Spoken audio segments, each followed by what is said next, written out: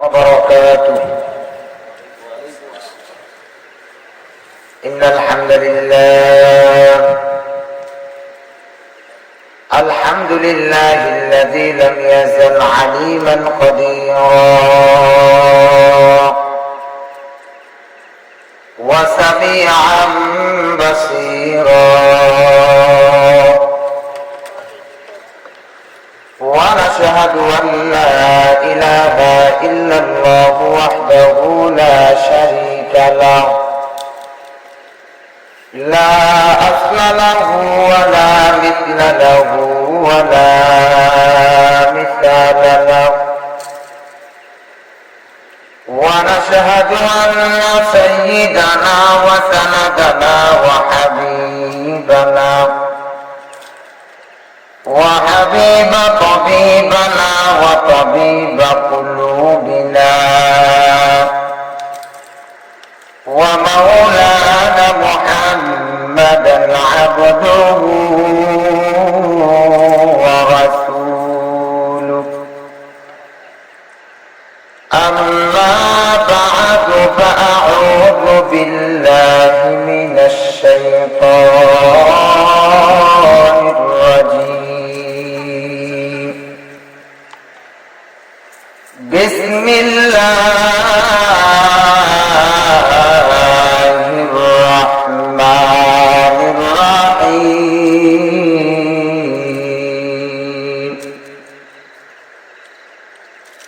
والعصر إن الإنسان لفي خسر. وقال النبي صلى الله عليه وسلم: من قال لا إله إلا الله دخل الجنة، أو كما قال عليه الصلاة والسلام. صدق الله مولانا العظيم، وصدق رسوله النبي الأمي الكريم،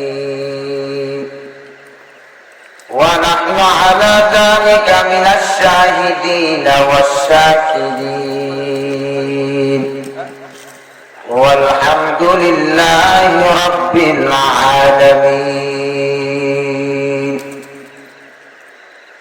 ہر کے دارت خوف حق درد المدار، جنت المأوى کے حد پورا مقام لا الہ اللہ، لا الہ الا اللہ، لا الہ الا اللہ، لا الہ الا اللہ، لا الہ الا اللہ، لا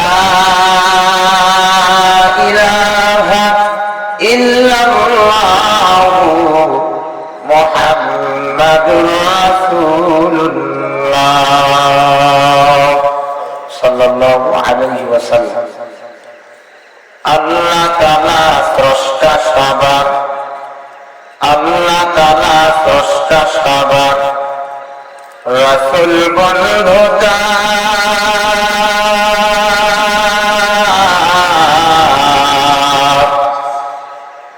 এ বিশ্বাসে বললে জীবন হবে চমৎকার।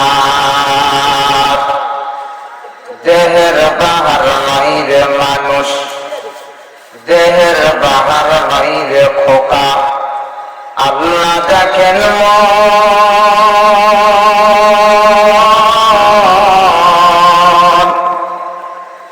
মনের মাঝে আল্লাহ আল্লাহ ডাকছে সারাক্ষণ। মহব্বত লা ইলাহা ইল্লাল্লাহ, লা ইলাহা ইল্লাল্লাহ, লা ইলাহা ইল্লাল্লাহ, লা ইলাহা ইল্লাল্লাহ।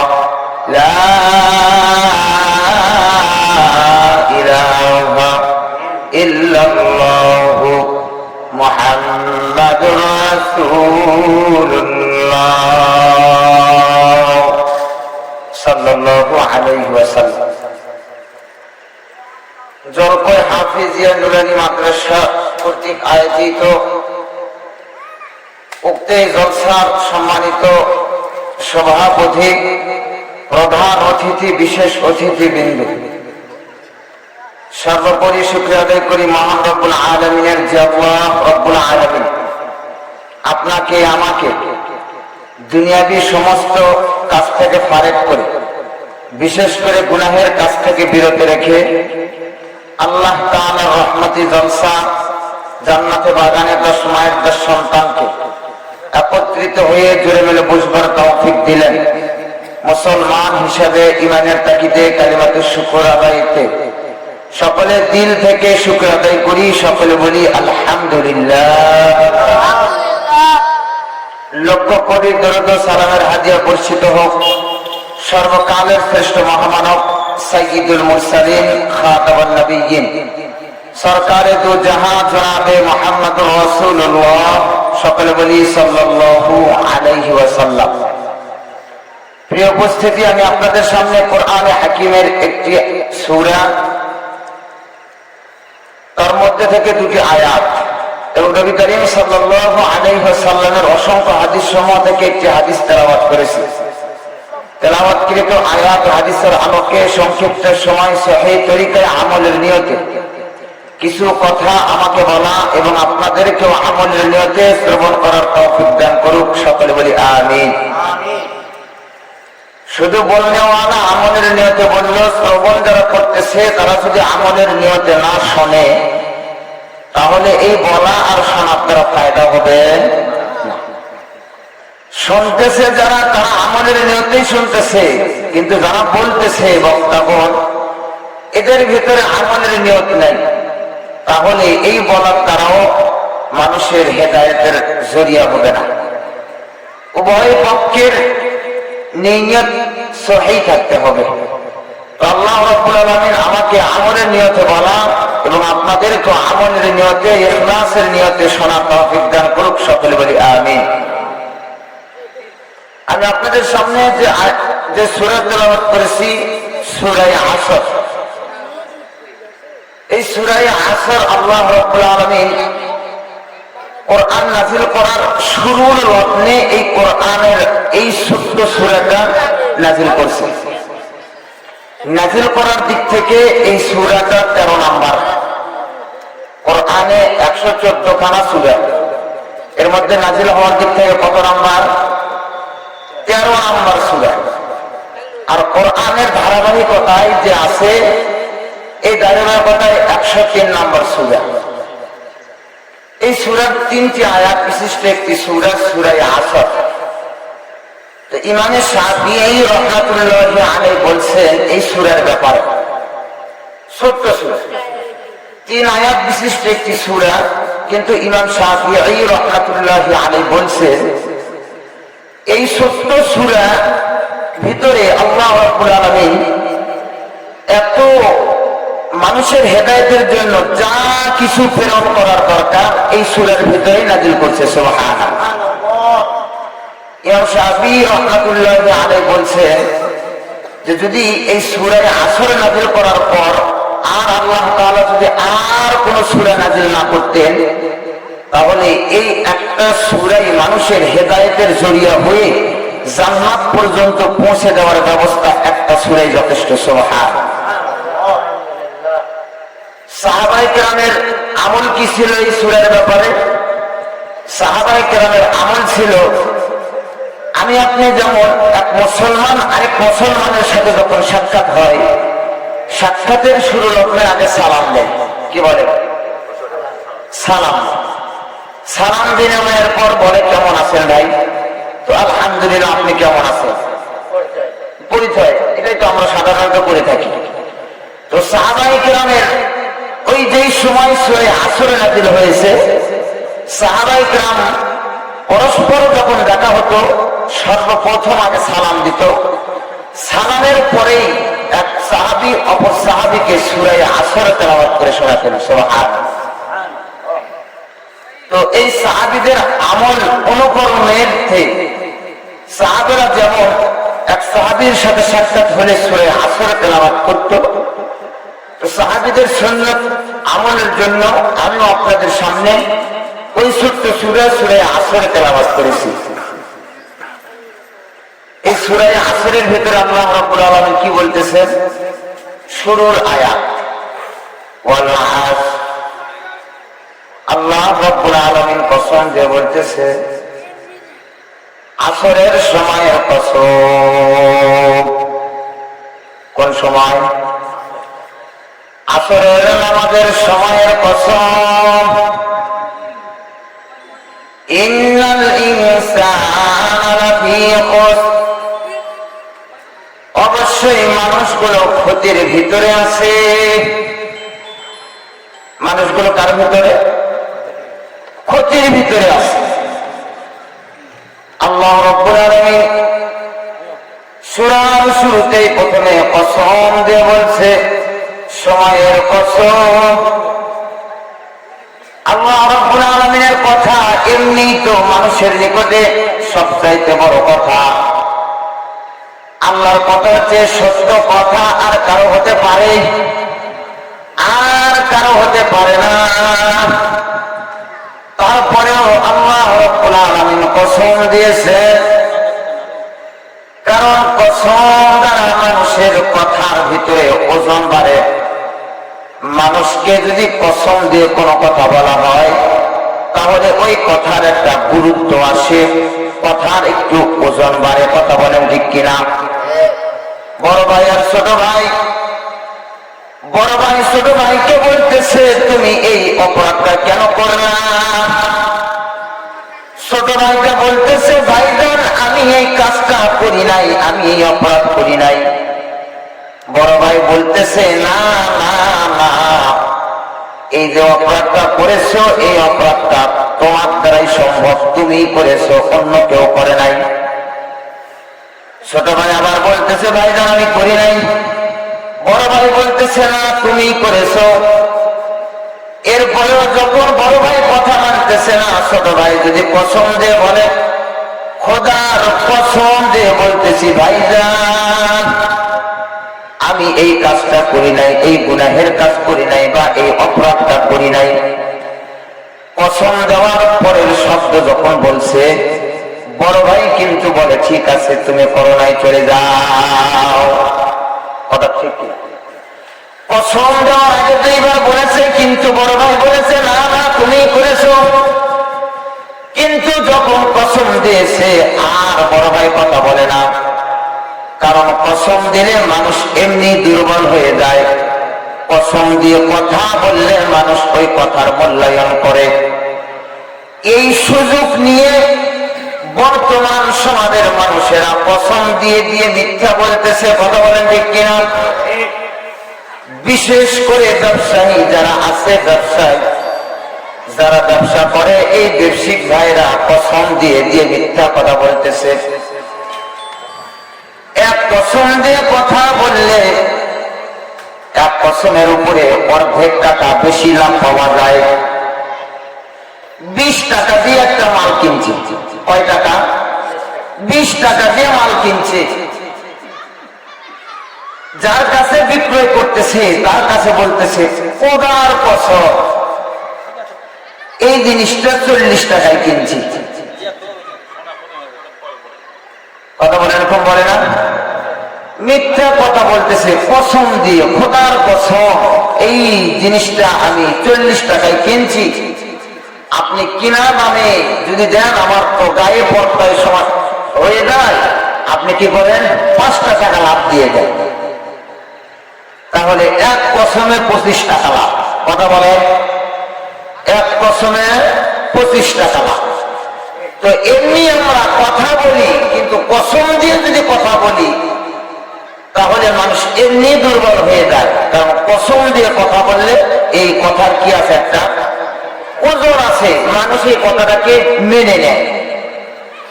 তো আল্লাহ রাব্বুল আলামিন এই সূরার শুরুতে কসম দিয়ে বলতেছে ওয়াল আসর, সময়ের কসম। কারণ আল্লাহ রাব্বুল আলামিন দুনিয়াতে যত নিয়ামত দান করেছেন এই নিয়ামত সমূহের মধ্যে সময় অত্যন্ত গুরুত্বপূর্ণ একটা নিয়ামত। কত নিয়ামত! যদি কোনো মানুষের টাকার প্রয়োজন হয়, নিজের কাছে না থাকলে প্রতিবেশী কারো কাছে গেলে টাকা পাওয়া যায়। কথা বলেন ঠিক কিনা? যদি নিজের শরীরের রক্ত কমে যায়, তাহলে আমার রক্তের সাথে যদি কোনো ব্যক্তির রক্তের গ্রুপ মিল পাওয়া যায়, তাহলে ওই ব্যক্তির শরীর থেকে রক্ত বের করে নিজের শরীরের ভিতরে দিয়ে নিজের জীবন যাপন করা যায়। যায় কি যায় না? কোন মানুষের চক্ষু নাই, চোখ কানা, এমন মানুষের যদি টাকা থাকে, টাকার বিনিময়ে মানুষ কিন্তু চোখ কিনতে পাওয়া যায়। এই টাকার বিনিময়ে চোখ দিয়ে মানুষ দেখতে পায়, সব কিছু করতে পারে। ও মুসলমান ভাবছি, যদি কোন মানুষের কিডনি নষ্ট হয়ে যায়, কিডনির বদলায় কিডনি পাওয়া যায় টাকার বিনিময়ে। যদি কোন মানুষের হাত ব্লক হয়ে যায়, টাকার বদলায় হাতও ঠিক করা যায়। যায় কি যায় না? কোন মানুষের হাত নাই, কোন মানুষের পা নাই, তারপরও টাকার বদলায় প্লাস্টিকের হাত পা বেনে নিজের জীবন পরিচালনা করা যায়। সম্ভব কি সম্ভব না?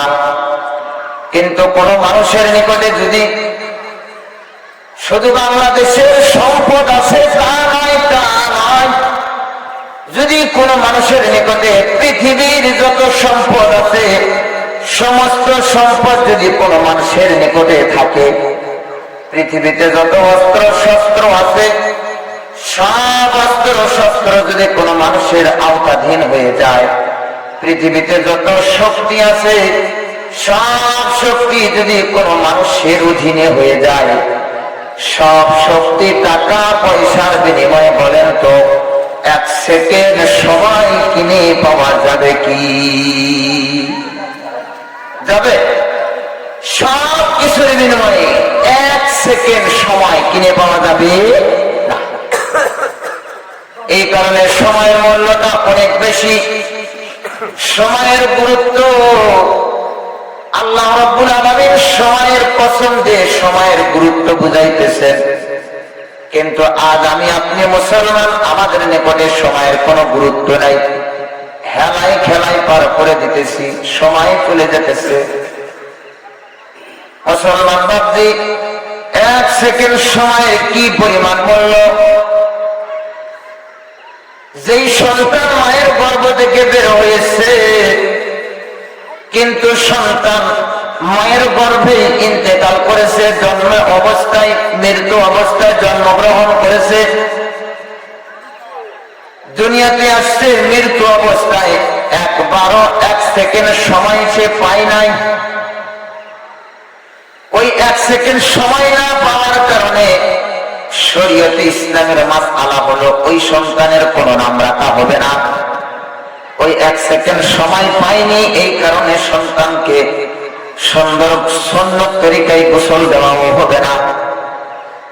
ওই সন্তানকে কাফনের কাফন পরাও হবে না, এমনি একটা কাপড় দিয়া পিছায়া, যেমন আমাদের ময়লা আবর্জনা ডাস্টবিনে নিক্ষেপ করি, ওরকম ভাবে ওই মুসলমানের সন্তান যে এক সেকেন্ড সময় হায়াত পায়নি, ওই এক সেকেন্ড সময় হায়াত না পাওয়ার অপরাধের কারণে আল্লাহ রাব্বুল আলামিন তাকে যে ওই এক সেকেন্ড সময় দেয়নি, না দেওয়ার কারণে ওই সন্তানটাকেও গর্তের ভিতরে, মাটির গর্তে ময়লা আবর্জনা যেমন রাখা হয় তেমনই রেখে দিতে হয়।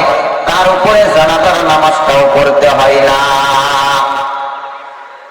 কিন্তু যেই সন্তান মাত্র 1 মিনিট নয়, 1 মিনিট নয়, 1 ঘন্টাও না, 1 সেকেন্ড সময় নিয়ে দুনিয়াতে এসেছে, মায়ের গর্ভ থেকে বের হয়েছে, কিন্তু একবার ওয়া বলে কান্না করে ইন্তেকাল করেছে, শরীয়তে মাসলা হলো ওই সন্তানের একটা সুন্নতি একটা নাম রেখে দাও।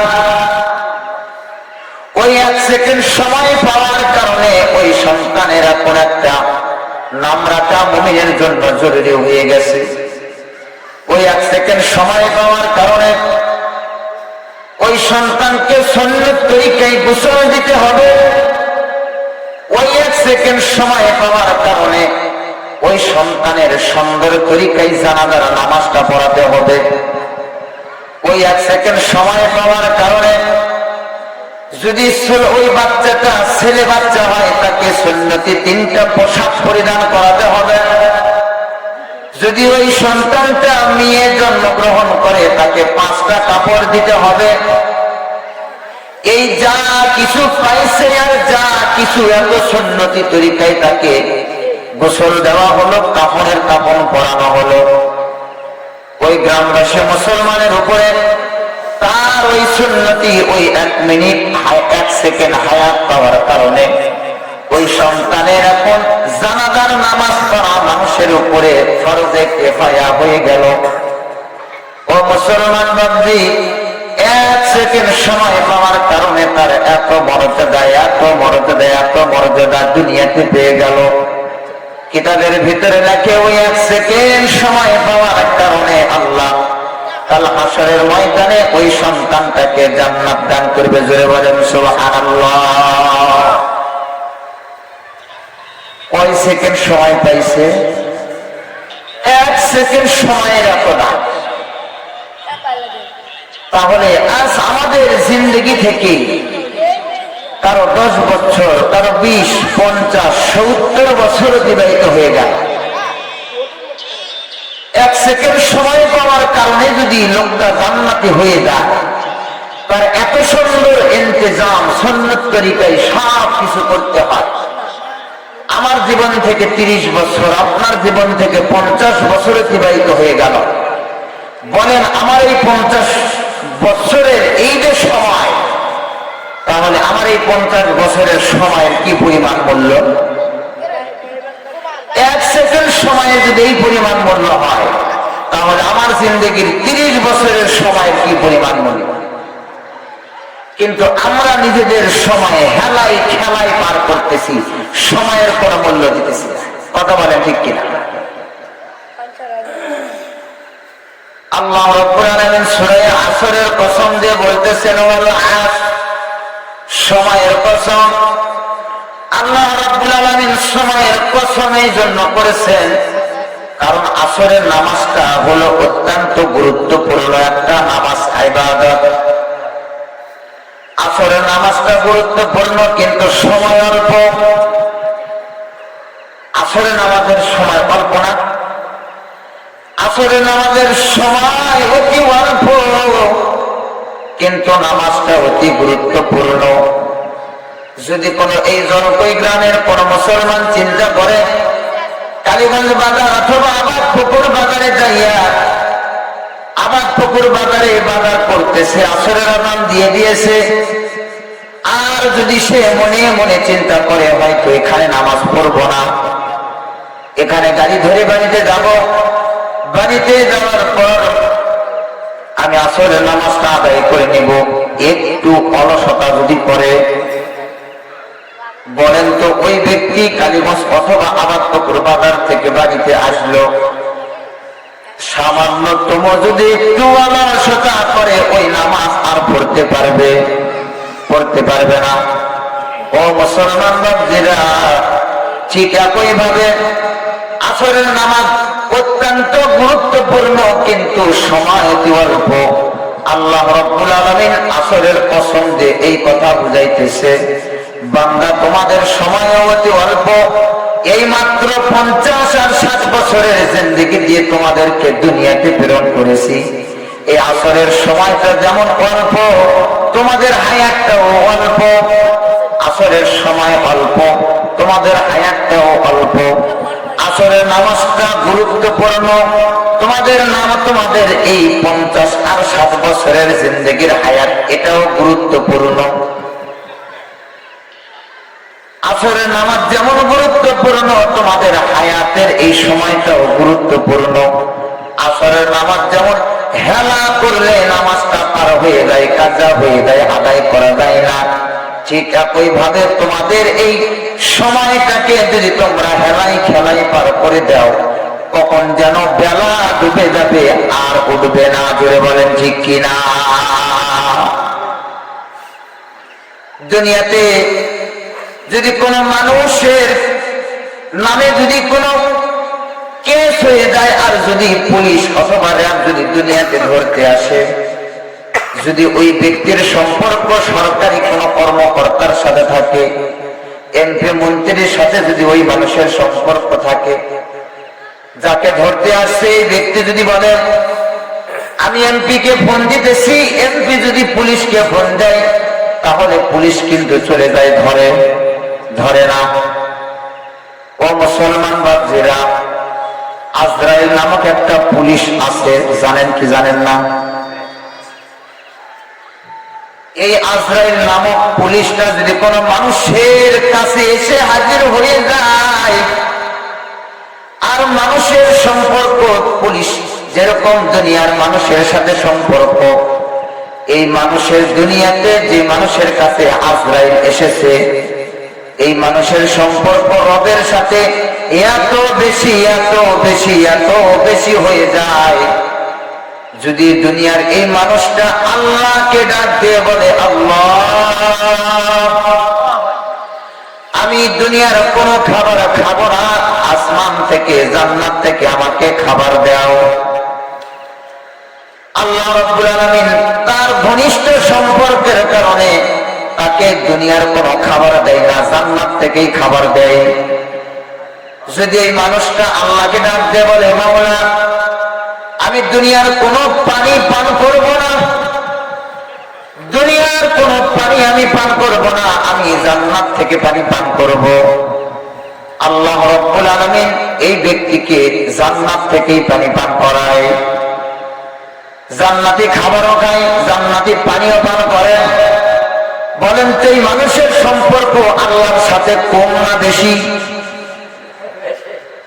অত্যন্ত বেশি সম্পর্ক না হলে আল্লাহ কিন্তু জান্নাতি খাবার দুনিয়াতে দেয় না, জোরে বলেন ঠিক কিনা? এরকম একটা সম্পর্ক মানুষের সামনে মানুষের কাছে যদি আজরাইল চলে যায়, আর আজরাইলকে যদি ডাক দিয়ে বলে আজরাইল ভাই আল্লাহর সাথে আমার সম্পর্ক অনেক বেশি, আমি আপনার সাথে কবরের জমিনে যাব না, দুনিয়াতে আরেকটু থাকতে চাই, কথা বুঝে থাকলে বলেন তো আজরাইল কি তাকে সময় দিবে? এত সম্পর্ক রবের সাথে বেশি, তারপরেও কিন্তু তাকে সময় দেওয়া হবে না, যেই সময় তার শেষ হয়ে যাবে, দুনিয়ার সমস্ত সম্পদের বিনিময়ে 1 সেকেন্ড সময় কিনে পাওয়া যাবে না। তো কোন মানুষের সামনে যদি আজরাইল নামক এই যে পুলিশ যদি দাঁড়ায় যায়, আর যদি শতবার ডাক দিয়ে বলে ভাইজান আমাকে একটু সময় দেন, 2 রাকাত নামাজ পড়ি, 2 রাকাত নামাজ দূরের কথা, একবার কালিমা পড়ি, বলেন তো এই সময়টাকে আজরাইল দিবে? কোশ্চেন কালেও দিবে না। এই কারণে আল্লাহ রাব্বুল আলামিন সময়ের আসরের সময়ের কসম দিয়ে বলতেছে ওয়াল আসর, সময়ের কসম, সময় অতি গুরুত্বপূর্ণ, এই সময় থাকতে হায়াত, আসরের সময় যেমন অল্প তোমাদের হায়াতটাও অল্প, আসরের নামাজ যেমন গুরুত্বপূর্ণ তোমাদের হায়াতের এই অল্প সময়টাও গুরুত্বপূর্ণ। এই অল্প সময়ে গুরুত্বপূর্ণ সময়ের ভিতরে যদি তোমরা ইবাদত করতে পারো, একটা ইবাদতের বিনিময়ে আমি আল্লাহ রাব্বুল আলামিন তোমাদেরকে 10টা ইবাদত করার সওয়াব দান করব, যারা বলেন সুবহানাল্লাহ। হায়াত অল্প বরকত বেশি, হায়াত অল্প বরকত বেশি। অন্যান্য নবীর উম্মতেরা যদি একবার সুবহানাল্লাহ বলে, ফেরেশতা তাদের আমলনামায় একবার সুবহানাল্লাহ বলার আমল লেখে, ইবাদতের একবার সুবহানাল্লাহ বলেছে একবারই লিখবে, 2 বার লেখে না। আগের নবীর উম্মতেরা যদি একটা রোজা পালন করেছে, তো আল্লাহ রাব্বুল আলামিন তাদের আমলনামায় একটা রোজার সওয়াব দান করেছে। কিন্তু আল্লাহ রাব্বুল আলামিন আমাদের সময় অতি অল্প হওয়ার কারণে আমাদের সময়ের ভিতরে বরকত দিয়েছে বেশি। এই উম্মতে মুহাম্মাদি আমি আপনি একবার যদি সুবহানাল্লাহ বলি কয়বার?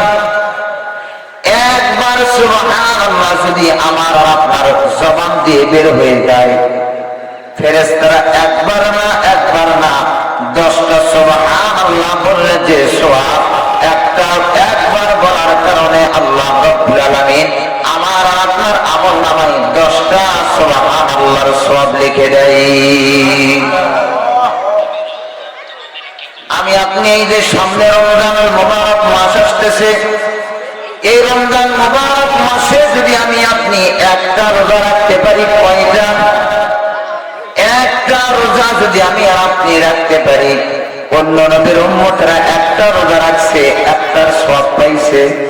আর আমি আপনি হায়াত অল্প বরকত বেশি, এই কারণে যদি আমি আপনি একটা রোজা রাখি, আল্লাহ রাব্বুল আলামিন একটা রোজার সওয়াবটাকে বৃদ্ধি করতে করতে 10টা রোজা রাখার সওয়াব দান করে। সুবহানাল্লাহ। এই জন্য হায়াত অল্প বরকত বেশি, হায়াত অল্প বরকত বেশি। এই জন্য এই অল্প সময় অল্প হায়াতটাকে কাজে লাগানো, অল্প হায়াতটাকে কি লাগানো? কাজে লাগানো।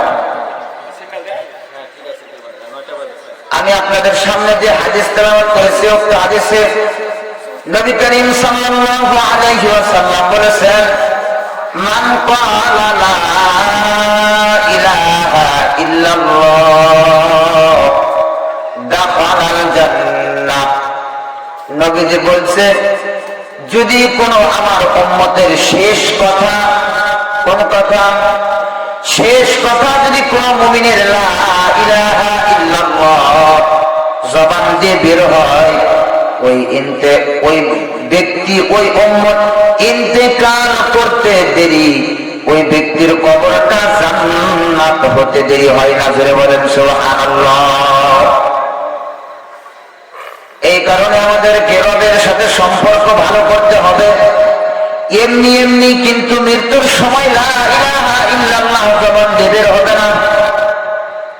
আমি আপনি রাস্তায় চলতেছি, এই রাস্তায় চলার সময় যদি ছোট একটা ইট থাকে, চোখে দেখে যায় না, চলতে পারা আঙ্গুলের সাথে একটু ব্যথা পাই, এটাকে উসটুস বলে আমাদের দেশে ভাষায়। এই উসটুস লাগার পরে মানুষ জবান দিয়ে কি বলে? ইস, ও মা, ও বাবা, এটাই তো বলে। এর চেয়ে বেশি কেউ কিছু বলে? ও আল্লাহ কেউ বলছে কোনদিন? বলতে শুনছে? এরকম কেউ বলে না। সাধারণ একটা ইটের আঘাতে আঙ্গুল কিন্তু ফাটে নাই, আঙ্গুল দিয়ে রক্ত বের হয় নাই। এই সামান্য একটু ইটের আঘাতে আমার আর আপনার জবান দিয়ে কিন্তু আল্লাহ এই শব্দটা বের হয় না।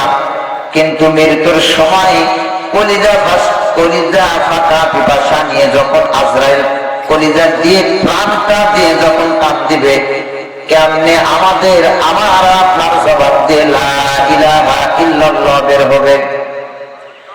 সামান্য একটু হাতুড়ির আঘাত পেলে আল্লাহ শব্দ বের হয় না, একটু আঘাত পেলে ও মা, ও বাবা শব্দটা বের হয়। ও মুসলমান, কারণ আমার আপনার সম্পর্ক মার সাথে বেশি, বাবার সাথে বেশি। মা আর বাবার সাথে সম্পর্ক বেশি হওয়ার কারণে একটু কষ্ট, একটু ব্যথা পেলে মা আর বাবা জবান দিয়ে বের হয়। কোন ব্যক্তির সম্পর্ক যদি আমার আপনার রবের সাথে হয়ে যায়, বলেন সুবহানাল্লাহ। আমার আপনার সম্পর্ক যদি আল্লাহ রাব্বুল আলামিনের সাথে সম্পর্কটা কায়েম করতে পারি, ইবাদত বন্দেগী করার মাধ্যমে, নামাজ পড়ার মাধ্যমে, জিকির করার মাধ্যমে, রমজানের রোজা আদায় করার মাধ্যমে, কালিমা পড়ার মাধ্যমে, এই যে নফল ইবাদত আছে, এই ইবাদত করার মাধ্যমে যদি আমার আপনার সম্পর্ক রবের সাথে করতে পারি, তাহলে কিন্তু আমার আপনার ইন্তেকালের সময় চেষ্টা করতে হবে না, আপনি নিজের জবান দিয়ে বের হয়ে যাবে মধুর কালেমা। সবাই বলেন লা ইলাহা ইল্লাল্লাহু মুহাম্মাদুর রাসূলুল্লাহ সাল্লাল্লাহু আলাইহি ওয়াসাল্লাম। এটা আমার আপনার এমনি এমনি জবান দিয়ে বের হবে না, এটা রবের সাথে আগে সম্পর্ক কায়েম করতে হবে। রবের সাথে যদি আমার আপনার সম্পর্ক কায়েম হয়ে যায়, ইন্তেকালের সময় কালিমা বের হয়ে যাবে। দেখবেন যে মানুষের সম্পর্ক দুনিয়াতে, দুনিয়ার কোন মানুষ যদি ইন্তেকালের সময় দাদা তার নাতিকে যদি বেশি ভালোবাসে, ইন্তেকালের সময় ওই দাদা ইন্তেকালের আগ মুহূর্তে বলে, তোমরা কে কোথায় আছো, আমার ওই আদরের নাতিকে একটু দেখাও। দুনিয়ার কোন মানুষ যদি দুনিয়ার কোন সম্পদকে ভালোবাসে, ইন্তেকালের সময় বলে, ওই বস্তুটা আমাকে একটু একবার দেখাও। বলে কি বলে না? দুনিয়ার কোন গুনাহগার যদি, যে ব্যক্তি মদ পান করতে করতে মদের উপরে আসক্ত হয়ে যায়, ইন্তেকালের সময় বলে, এক গ্লাস একটু মদ পান করাও। যে মানুষের সম্পর্ক সিগারেট আর বিড়ি, এই ব্যক্তিগুলো ইন্তেকালের সময় বলে, আমাকে একটু একবারের মতো একটা সিগারেট টান দিতে দাও। বলে কি বলে না? কারণ কি? তার সম্পর্ক সিগারেটের সাথে, তার সম্পর্ক মদের সাথে। যে ব্যক্তির জিন্দগিটা পার করেছে সিনেমা দেখতে দেখতে, যে ব্যক্তির জিন্দগিটা পার করেছে নাটকের পিছনে, সময় অতি গুরুত্বপূর্ণ। এই সময়টা যে ব্যয় করেছে, যুবক ভাইরা তো এখন এই সময়টাকে পার করে ফেসবুকের মাধ্যমে, ফ্রি ফায়ারের পিছনে। এই যে সময় অতি গুরুত্বপূর্ণ, কিন্তু এই সময়টা যখন মানুষ খেলায় খেলায় পার করে, ইন্তেকালের সময় ওই মানুষটা ওই জিনিসটাই চাইতে চায়, দেখতে চায়, খাতে চায়। যে ব্যক্তি মাছ পছন্দ করে, ইন্তেকালের সময় বলে, আমাকে মাছ দাও। কিন্তু যে ব্যক্তি কোরআনকে ভালোবাসে, কোরআনের সাথে সম্পর্ক থাকে, এই ব্যক্তি ইন্তেকালের সময় বলে, কেউ কি আসো, আমাকে একটা সূরা শোনাবা? কেউ কি আসো, আমাকে একটু কোরআন তেলাওয়াত শোনাও? কেউ কি আসো, আমাকে ওযু করে দাও? কেউ কি আসো, আমাকে একটু কোরআনটা মেলে দাও, আমি একটু কোরআন তেলাওয়াত করি। যার সম্পর্ক যার সাথে, ইন্তেকালের সময়ও তার সাথেই তার নিসবত হয়ে যায়। যে বলেন ঠিক কিনা? ঠিক একইভাবে সময় অল্প, কিন্তু সময়ের গুরুত্ব বেশি। এই গুরুত্বপূর্ণ সময়টা যদি আমি আপনি হেলায় খেলায় পার করে দিই, কখন যেন আমার আপনার সামনে আজরাইল নামক ওই যে ফেরেশতা আল্লাহর সৃষ্টি আছে, আমার আপনার সামনে দাঁড় হয়ে যাবে। বিন্দু মাত্র 1 সেকেন্ড সময় কিন্তু আমাকে আপনাকে দিবে না। আল্লাহ রাব্বুল আলামিন বলেন, ইন্নাল ইনসানা লাফি খুসর, নিশ্চয় মানুষগুলো ক্ষতির ভিতরে। এই জন্য যে তারা ইবাদত বন্দেগী ভুলে গিয়ে, আখিরাত ভুলে গিয়ে তারা দুনিয়ার পিছনে পড়ে গেছে। গেছে কি যায়নি? মানুষ আজকাল ইবাদত বন্দেগী ভুলে গিয়ে দুনিয়ার পিছনে পড়ে গেছে। দুনিয়া দুনিয়া দুনিয়া দুনিয়া কামাই করতে করতে আখিরাত যে আছে আমার আপনার পিছনে, এই আখিরাতটাই ভুলে গেছি। কিন্তু প্রকৃত মুমিন তো তারাই, যারা দুনিয়াকে বাদ দিয়ে আখিরাতটাকে সাজাবে। জোরে বলেন ঠিক কিনা? আমার আপনার জিন্দেগির এই 50-60 বছরের জিন্দেগি একদিন শেষ হয়ে যাবে। যাবে কি যাবে না? আমার আপনার জিন্দেগির এই 50 বছরের হায়াতটা তো শেষ হয়ে যাবে, কিন্তু ইন্তেকালের পরে যখন আমার আপনার কবর শুরু হয়ে যাবে, এই কবর এর জামানা শুরু হয়ে যাবে, আর কিন্তু কোনোদিন শেষ হবে না। এই কারণে দুনিয়াকে ভুলে যাই। আল্লাহ রাব্বুল আলামিন যে সমস্ত বিধিবিধান দিয়েছে, এই বিধিবিধান পালন করে আমার আপনার সময়টাকে কাজে লাগাই। যারা বলেন ঠিক কিনা? তো যে হাদিস বলেছি, নবী বলেছে যে ব্যক্তির শেষ কথা হবে লা ইলাহা ইল্লাল্লাহ দাখালাল জান্নাহ, সে ব্যক্তি জান্নাতে প্রবেশ করবে। তো এই জন্য আমরা এই কালিমা শুধু এটাই না, আরো যত তাসবিহাত আছে সুবহানাল্লাহ, আলহামদুলিল্লাহ, লা ইলাহা ইল্লাল্লাহ, আল্লাহু আকবার। যার কাছে যেটা ভালো হয়, চলতে ফিরতে উঠতে বসতে ইস্তেগফার সব সময় কোনো না কোনো তাসবিহ পালন করবো ইনশাআল্লাহ। যেহেতু আমাদের সময় অল্প, গুরুত্ব বেশি, আল্লাহ রাব্বুল আলামিন আমাদের সকলকে আমাদের এই হায়াত অল্প, এই অল্প হায়াতে বেশি বেশি নেক আমল করে কবরে যাওয়ার তৌফিক দান করুক। সকল বলি আমিন।